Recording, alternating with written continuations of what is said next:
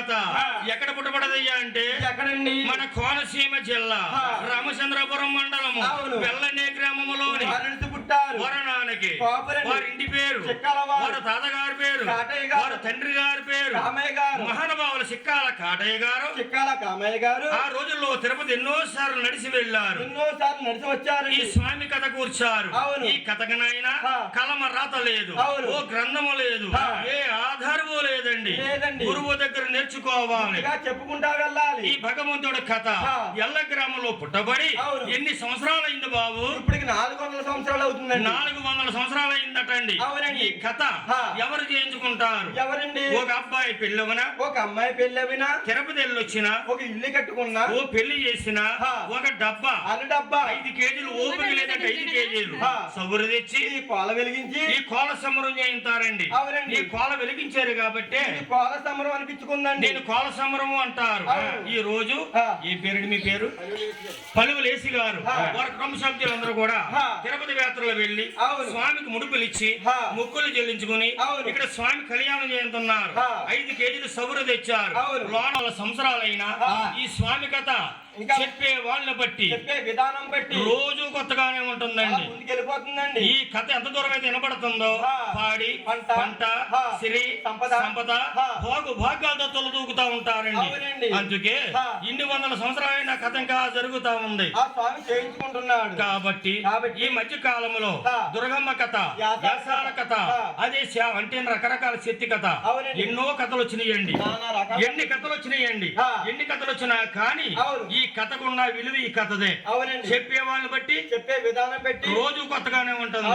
గోవింద కథ ఇప్పుడే మొదలవుతుంది. ముందుకెళితే మీరు శ్రద్ధగా అంటే మేము శ్రద్ధగా చెప్పగలుగుతాం. మేమెంకన్నా చదవలో మొదలేసుదాము, చదవలో మైముగా చెప్పి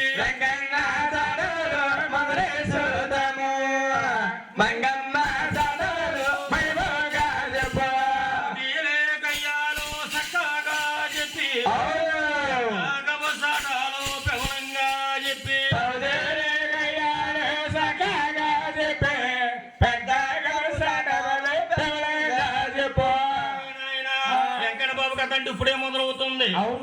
బాబు మీదేవూరు అబ్బాయి పల్లి మీది, ఎవరు తండ్రెవరు తోబుట్టోలెవరు?